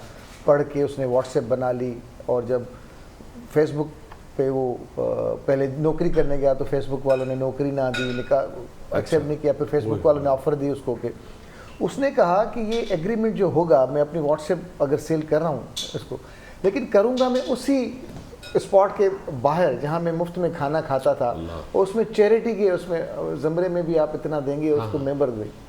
तो उसने वो सिग्नेचर करने की जो तकरीब रखी थी उस घर के बाहर रखी थी और वो रो रहा था। तो ये देने का जो आंसर है, वो आपने जो बात की ना, जो खा गए वो उड़ा गए, जो जोड़ गए वो छोड़ गए, जो दे गए वही ले गए। तो हमारे यहाँ देने का कॉन्सेप्ट कहाँ तक दुरुस्त है? आप देखिए ईदी साहब ने दिया, आज तक कदर की निगाह से, इज्जत की निगाह से उनको देखा जाए। उन्हीं की जगह पे अरबों पति लोग हैं, मोहल्लेदार भी नहीं जानते नाम की कोई कदर, बल्कि वो अगर दे भी रहे होते हैं तो पूरा मीडिया बुलाते हैं। पूरा मीडिया। देखो जब मैं क्लोज दूँ ना तो मेरी जो है चेक है उसका क्लोजअप पे आना चाहिए अमाउंट, जरूर देख लीजिएगा आपको। तो आप बिल्कुल सही कह रहे हैं, वो जाहिर क्या, वो तो अल्लाह को पता है ना सारा मामला। अब ईदी साहब तो ज़ाहिर आप नाम ले रहे हैं, ऐसे लोग जिनको मैंने खुद एक ही मलेशिया वाला उनका शलवार कमीज होता है, बिल्कुल खुद मैंने डेड बॉडी उठाते देखा है, खुद मैंने उनको रखते और ज़मीन उसके बाद यूं पोंछा है उन्होंने, ये भी नहीं आ रहा टिशू लाना और फलां, उनको देखा है। और उसके बाद वो शख्स, अल्लाह ने इतनी बड़ी दुनिया में बताया उनको नोबल मिला। तो हम अगर हमारा मकसद ये हो ना कि हम जो कर रहे हैं वो अल्लाह के लिए कर रहे हैं, हम कर रहे होते हैं जी, हम कर रहे हैं अपने लिए या हमको लोग पहचाने हमारी, हम जब ये जो आप चीज़ कह रहे हैं, तो क्या ये जिसके पास पैसा है उसको, अभी मुझे पता नहीं बीच में हम व्हाट्सएप में वाकई कैसी चीज़ें, अमरानी कोई इराकी वो थे कोई ना, उनका दिखा रहे थे कि उसकी कब्र दिखाए पहले, अच्छा कच्ची कब्र है, उसके बाद उसके जो महल और ख़जाने दिखाए हैं, या आप यकीन करें एक एक ईंट अगर हमको मिल जाए, खुदा सब सर में रख के हम ले जाएं, वो ईंटों से भरा हुआ था गोल्ड की, डायमंड से। मैंने कहा यार ये रूह गई, ये जीरो। तो ये हमारी जो है ना, हम भूल जाए, हमें हर रात को सोते वक्त और हर सुबह उठते वक्त हमें ये याद रखना चाहिए कि अल्लाह तेरा लाख लोग शुक्र है कि आज हम फिर जिंदा हैं। कुछ नहीं पता, ये तो जितनी कैलकुलेशन है हार्ट बीट की, कैसी कैलकुलेशन है कि बच्चे की अपने बस में नहीं है, बीट जो हमारे बस में नहीं। सही कह रहे हैं, सही कह रहे हैं। अच्छा, ऐसा आ जाते हैं टॉपिक पे आपका, क्योंकि ऑप्टिक्स का भी है, बिजनेस भी है, और आप गहराई से भी जानते हैं तमाम चीज़ों को। आजकल गैजेट्स बहुत ज़्यादा यूज़ होते हैं, और छोटे छोटे बच्चे अब बिना, अब ज़्यादातर आपके पास भी जो क्लाइंट्स होंगे मेरे ख्याल से वो बच्चे होंगे। मेरे घर में मेरे 2 बच्चे हैं, जिसमें एक बेटी को बड़ा मोटा सा चश्मा पहना हुआ है, जो जीन में है या कोई प्रॉब्लम है, लेकिन मैंने अपने मोहल्ले में रिश्तेदारों में बच्चों को मोटे मोटे चश्मे देखना शुरू किया। ये क्या है, कहाँ जा रहे हैं हम लोग? देखें 2-3 चीज़ें हैं, एक तो इनहेरिटेड तो होता है, ठीक है, फिर क्रॉस मैरिजेस जो होती हैं, लोग फैमिली में शादियां करते हैं तो उनके यहाँ ज़्यादा इसके मसाइल होते हैं। आपने देखा होगा जो कम्युनिटी में शादियां ज़्यादा करेंगे उनके हैंडीकैप भी ज़्यादा होंगे, मैं किसी का नाम नहीं ले रहा, ज़्यादा होते हैं। और दूसरा जो अब खाना पीना है ना, उस खाने पीने जो हम लोगों ने ग़िज़ाएँ खाई, हम तो चल रहे हैं अब तक, अब आगे तो मत ही पूछें आप, जो हम जो जंक फूड और ये सारी चीज़ें खा रहे हैं। अब आप खैर ये 2-3 साल तो इसके गुजर गए, इस कोरोना के अलावा आप ये देखें कि बच्चों के हाथ सोते में भी यूँ होते हैं, यूँ सोते होता कुछ नहीं, पहले यूँ होते थे, माँ से गोद से चिपट के या बाप से चिपट के बच्चे। आज बच्चों की खाना पीना भी हम बच्चे के आगे पहले वो रखते हैं, फिर बच्चा खा रहा होता है, और उससे पता नहीं वो कितना खा गया। आप तो उसकी उस हर चीज़ की टेंशन है, बोलते वक्त बोलने का टेंशन है, सोते वक्त सोने की टेंशन है, पढ़ते वक्त पढ़ने का टेंशन है, खाते वक्त खाने का टेंशन है। खाने के दौरान जब हम मुँह से जब चबाते हैं तो हम कुदरती तौर पे लुआब है जो आपके उसको खाने को वो करते हैं। हमारा तो पता ही नहीं, बच्चा यूँ खा रहा है, उसने कहा ख़त्म हो गया, ये हो गया। तो इसमें हमारा थोड़ा सा हमारा भी फॉल्ट है, दूसरा ग़िज़ा का फॉल्ट है, तीसरा उनको प्रॉपरली चश्मा लगना चाहिए शुरू से। जब बच्चे 4-5 ऐसे सिम्टम्स हैं जो लोग हमें देख रहे हैं, हम उनको बताएं। बच्चे अगर आँख ऐसे छोटी कर रहे हैं ना, तो आप समझें कि समथिंग रॉन्ग। बच्चे अगर ब्लिंक कर रहे हैं तो समझे प्रॉब्लम है। बच्चे अगर टीवी से दूर थे, अब करीब होते जा रहे हैं, अब यूं करके देख रहे हैं। एक हमारा लेवल होता है ये 180 का, बच्चे टीवी यूं देखेंगे या यूं देखेंगे। जब नेक नीचे होती है तो ये जो हमारा पूरा कॉर्ड सिस्टम है, जो हमारा ब्रेन से जाके जा रहा है, इसी में हमारा जो आई का ऑप्टिक नर्व्स है, ये सारी चीज़ें, उन सब पे प्रेशर आता है। तो इसकी वजह से जो है हम समझ नहीं अब हम सभी मसरूफ़ हैं, पेरेंट्स भी मसरूफ़ हैं, माँ बाप हैं 2-2 जॉब्स कर रहे हैं, बच्चों का छोड़ा वो घर में बैठे कार्टून देख रहे हैं, तो इन सारी चीज़ों के एनवायरनमेंट का भी फ़र्क पड़ा है। लेकिन खुदारा मैं आपसे कहूँगा हमारे पास बच्चे आते हैं जिनके अभी इस अरसे में चश्मा, जिसको नहीं है उनको चश्मा लग गया, जिनको लगा उनको नंबर बढ़ गया उनका। तो इसका ख्याल हमें खुद रखना पड़ेगा। तो और चश्मे के इस्तेमाल से जो है वो बेहतर हो जाती है? बेहतर हो जाती है, लेकिन देखिए लोग कहते हैं चश्मा लगाएंगे तो क्या इसके बाद चश्मा नंबर नहीं बढ़ेगा? एज जैसे एज बढ़ती है, कद बढ़ता है, 16 साल तक तो ये होता है। दूसरा, अगर हम शुरू में केयर कर लेते हैं तो बच्चों को ग़िज़ा भी दें अच्छी ना। बच्चों को आप जो खाने की चीज़ें हैं, जो हम चने इतने फ़ायदेमंद होते हैं, आप सौंफ है, ये मतलब कुछ चीज़ें हैं जो हमारे बुजुर्ग हमें दिया करते थे, कहा करते थे, तो इसका ख्याल रखना चाहिए। इतने मेरे पास आते हैं एडवाइस के तौर पे, यकीन करें, पूछते हैं किसी कोई बच्चे स्क्विंट हो जाते हैं, नॉर्मल है, अचानक गुस्सा आएगा स्क्विंट हो जाएंगे, तो ये भी एक बीमारी है। इसके लिए भी मैं रेफ़र करता हूँ डॉक्टरों को कि जी फ़लाँ डॉक्टर के पास जाएँ। तो मुझे सबसे ज़्यादा अच्छा लगता है, आप यकीन कीजिएगा कि मुझे अच्छा लगता है कि मुझे लोग मुझसे पूछ लें, मैं कहूँगा इन डॉक्टर के पास चले जाएँ, स्क्विंट का है तो आप इनके पास चलें, मुनीरा शाकिर एक बड़ी अच्छी डॉक्टर हैं, फ़लाँ हैं, डॉक्टर आज़म हैं, डॉक्टर फवाद रिजवी हैं, तो मैं उनको गाइड कर देता हूँ। कैटरेक्ट एक है मोतिया का, उसके मसाइल कुछ लोगों को, बच्चों को करते हैं। कॉल है हमारे पास। अस्सलाम वालेकुम, गुड मॉर्निंग। हेलो हेलो जी, अस्सलाम वालेकुम जी। वालेकुम सलाम। कैसे? मुजाहिद अली सर, तखर में नज़र है जी। दादा मुजाहिद, कहिड़ो हाल आहे? ठीकु आहे, छा चवंदो? जी, आवाज़ बंद कजो टीवी जो भाउ, काइंडली। बिल्कुलु ठीकु, आवाज़ बंदि कंदो त आसानी थींदी ॻाल्हाइण में। तव्हां फ़ोन ते असां जी आवाज़ ॿुधो। ड्रॉप थी वई आहे कॉल शायद। दादा मुजाहिद, ट्राई कयो, जेकॾहिं नंबर लॻे त काइंडली टीवी जो आवाज़ बंदि करे पोइ तव्हां असां सां जेकॾहिं मुखातिब थींदो त ॾाढो सुठो लॻंदो, ऐं चिटी ॻाल्हि ॿोल थी सघंदी तव्हां असांजे विच में। वॾी महिरबानी। आपने कैटरेक्ट की बात कर रहे थे। जी हाँ, मोतिया होता है, कुछ तो पहले तो होता था कि बुजुर्गों को ही होगा, जब 60 क्रॉस करेंगे तो फिर आपको कैटरेक्ट होता है। अब तो बच्चों को होता है। बच्चा पैदा हुआ, बच्चे को थोड़ा से बाद देख रहे हैं उसके रेटिना का मसला है। ये जेनेटिकल होता है? समटाइम जेनेटिक है, समटाइम प्रीमेच्योर डिलीवरीज होती हैं, समटाइम मेडिसिन के साइड इफ़ेक्ट्स होते हैं जो उस दौरान अगर ख़वातीन यूज़ कर रही थी, तो बहुत सी चीज़ें हैं जो इन्वॉल्व होती हैं। कमज़ोरी भी है, तो ये जो डेवलपमेंट नहीं हो पाती। कैटरेक्ट का तो आप कहते हैं लेज़र से भी ट्रीटमेंट हो जाता है, लेकिन नहीं, वो अलग। देखिए, लेज़र में एक अलग चीज़ है जिसमें नंबर आपका, जिसका 10 नंबर है, 8 नंबर है, तो लेज़र से 0 हो जाता है। सही।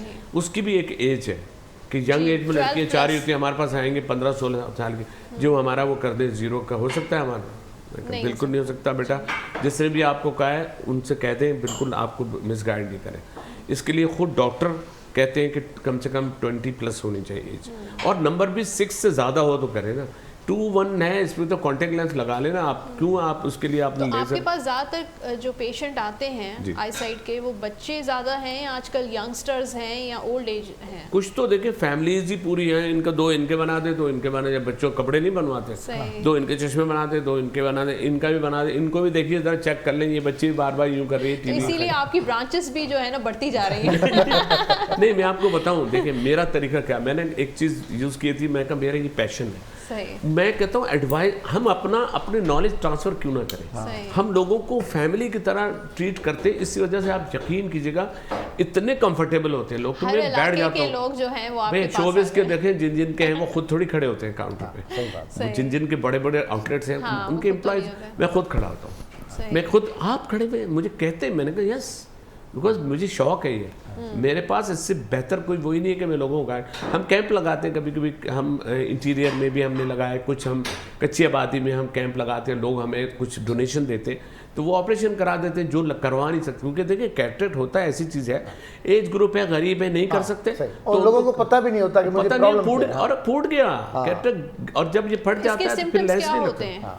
उसका ये है ना कि एक तो आपको दिखेगा ही नहीं, पहले तो दिखते ही नहीं ना, उसको एक सपोर्टिव आई चल रही होती है, वो समझता है मैं दोनों से देख रहा हूँ, वो देख इससे रहा होता है। एक को जब हम चेक करते हैं तो डॉट हमें डालते तो उसमें देखा उसको कुछ भी लगा दो उसको नहीं दिखेगा वो नंबर कितने लगाते थे जब वो हम समझ जाते हैं कि ये इनका जो है मैच्योर हो गया। हाँ। अब इनका होना यानी कि डॉक्टर के पास जाना जरूरी है जब भी आपको कोई ब्लर मशवरों का ये आंखों का मामला मशवरों को नहीं अल्लाह पाक ने दी तो हमें बहुत जो चीज़ें दो दी हैं आप सोचें उसकी कोई ना कोई ब्लेसिंग अल्लाह की है कि एक है लोगों के पत्थर की आंख हो जाती है किसी का कोई और वजह हो जाती है तो, लेकिन एक आंख सपोर्ट करे। आंखों का मामला बहुत सेंसिटिव होता है आंखों का मामला बिल्कुल बहुत मुझे तो वो एक साहब की बात है कह लें एक दफ़ा दो कान आपस में बातें कर रहे थे पता नहीं शायद आपने देखा वो दोनों कान बातें कर रहे हैं यार हम कैसे भाई हैं हमने एक दूसरे को कभी देखा ही नहीं। अच्छा जो लोग जो लेंसेज यूज करते हैं इमिटेशन जो होते हैं कलर जो होते हैं उनका क्या नुकसान है या लगा सकते हैं? देखिए सबसे पहली चीज़ है एक चीज़ स्टरलाइज्ड होती है हम खाने के लिए भी हाथ धोते हैं कॉन्टेक्ट लेंस के लिए भी ये नहीं है बहुत से लोग हैं कि चला लेंस उतारना लिया उन्होंने बगैर वॉश के लिए यूं करके उतार के डाल लिए और सोल्यूशन भी चेंज नहीं किया। सही। तो ये उसको डिसइंफेक्ट करना उसको प्रॉपर यूज़ करना फिर आप जब लगाते हैं ना हम ट्रायल करते हैं उनको इन्फेक्शन उसको डिसइंफेक्ट करके ट्रायल करेंगे।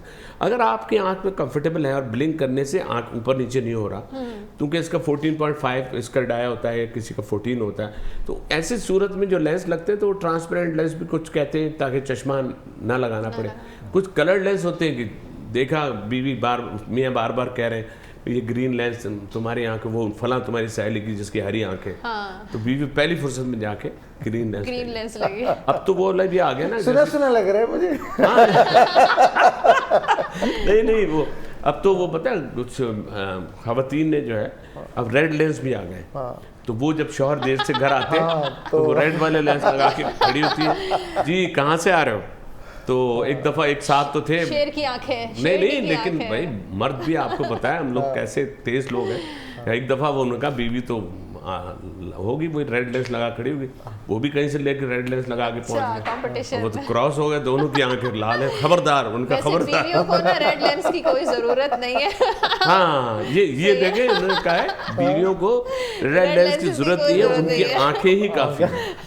बिल्कुल आपने सही बिल्कुल आप सही कह रही है। तो ये बहरहाल ये फील्ड ऐसी है बच्चों का हमें ख्याल रखना चाहिए लेंसेज को ओकेजनली आप पार्टीज में तो पहनते सब टेम्परेरी तौर पे 1-2 घंटे के लिए लगाएं और फिर आप लगाएं क्योंकि और सब करके मेकअप कर देखें मेकअप करने के बाद लेंस लगाएं। अच्छा। कुछ ने एक ने लगाया लेंस लगा के मेकअप शुरू किया तो वो जो है ना वो पार्टिकल उसमें चिपक जाता है। अच्छा। एक आई खातून ये देखिए मेरा एक लेंस तो देखिए मेरी एक लेंस में पी गई मैंने वो रास्ते सोल्यूशन में रखा नहीं मिल रहा था वो मेरी उसकी डबिया मेरे पास थोड़ा सा पानी गिलास में था मैंने उसमें दोनों लेंस डाल दिए एक ही नंबर के थे -3 थे वो रात में प्यास लगी 2 पी गए।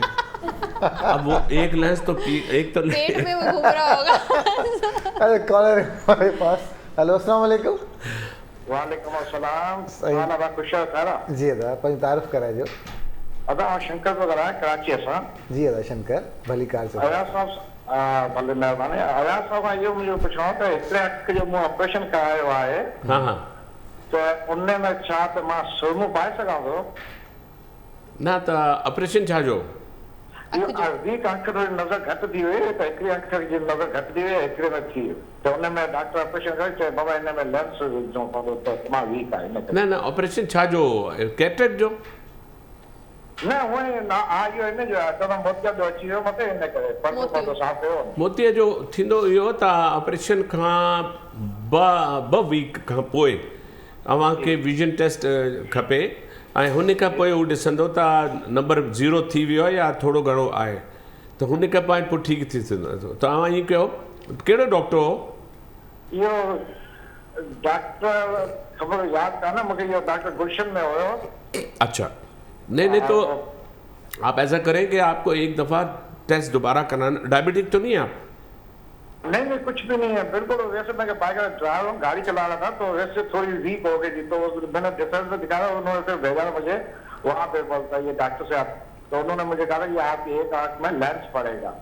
हाँ वो लेंस उसी को कहते हैं वो लेंस वो कैटरेक्ट के बाद जो ऑपरेट होता है ना तो लेंस पड़ता है। तो आप देख लें मेरा इमेज के उस पर जाएंगे ना आप इमेज ऑप्टिक के उस पर अगर आपको कोई एडवाइस की ज़रूरत हो सर आँखों पे आप हमसे बात कर लीजिएगा, हम आपको गाइड कर देंगे।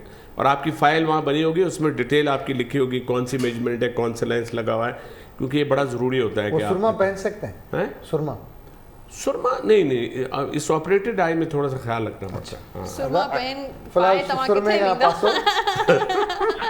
अच्छा, डायबिटीज की वजह से भी आई साइट में मेहरबानी। डायबिटिक तो समझे जैसे डायबिटिक आपको खा जाती है, आपके ऑर्गन्स पे सबसे पहला इफेक्ट है, जिसमें आपके सबसे ज़्यादा इफेक्ट आपके आँखों में, आपकी बार सॉरी कह रहा हूँ, आँखों में समटाइम आज जो मुखातिब करते जैसे एक साहब कह रहे थे ना, देखिए जनाब फर्ज करें आप मर गए, कह रहे यार क्या हो गया आपको, कैसी बात कर रहे हैं। तो मतलब हम आँखों के लिए ये शुगर जो है बहुत ज़्यादा मतलब इफेक्ट करती है, आँख को करेगी, आपके कानों को करेगी, आपके दांतों को करती है, आपकी किडनी को करती है। असल बेसिकली तो वो स्टार्ट ही किडनी से होती है ना, किडनी फंक्शंस में की वजह से भी जो है ये जब आपका वो सिस्टम बिगड़ता है तो शुगर बढ़ती है। शुगर का बढ़ना, देखिए शुगर मीठा है वैसे, लेकिन बॉडी में शुगर के बगैर आप जी ही नहीं सकते, लेकिन एक देयर इज ए लिमिट, उसके बाद जब बढ़ता है तो उसका बहुत ख्याल रखना चाहिए। अच्छा। जो भी डायबिटिक है, आप देखें बहुत से कैटरेक्ट की वजह ही शुगर होती है, जल्दी वो फास्ट जल्दी पहुंचा देती है उनको कैटरेक्ट की जगह पे। सही। तो ख्याल क्या रखना चाहिए? ख्याल शुगर अपनी कंट्रोल में रखे, जिनको है वो शुगर अपनी कंट्रोल में रखे। लेकिन हमारे यहाँ तो शुगर किसका कंट्रोल करते हैं, लड्डू खाया और डबल डोज गुलाब जामुन तो रात को दावत में खूब खा के और गोली डबल खा ली, तो आप तो जंग लड़ रहे हैं अंदर अपने ऑर्गन से। गुलाब जामुन अच्छा, ऐसा मैं आपको फिर टीवी की दुनिया में लेके जाना चाह रहा हूँ। उमर शरीफ साहब इतने लेजेंड थे, हमने उनको याद नहीं किया अभी, मतलब जी बात वो गो पे थी। क्या उमर शरीफ साहब की शख्सियत को आपने कैसे देखा, उनका क्या कंट्रीब्यूशन रहा? देखिए उमर शरीफ का जो 2-3 बातें, एक तो ये कि वो बहुत ही डिफरेंट एक तरह की बड़ी फ्लैट और मतलब एक लफ्ज़ हम यूज़ करते हैं, इतने सिंपल अल्फाजों में कॉमेडी उन्होंने की हर आम पब्लिक के लिए, हर एक के लिए भी। ठीक है, अवाम भी एक आर्टिस्ट रहे, ज़ीरो से जैसे वो शुरू हुआ है, उनके सिर्फ इनका बर्जस्तगी सुन के फुरकान हैदर ने उनको रेफ़र किया और स्टेज ड्रामे में लाए, तो उनका मेरे पास एक ड्रामा भी पड़ा हुआ है।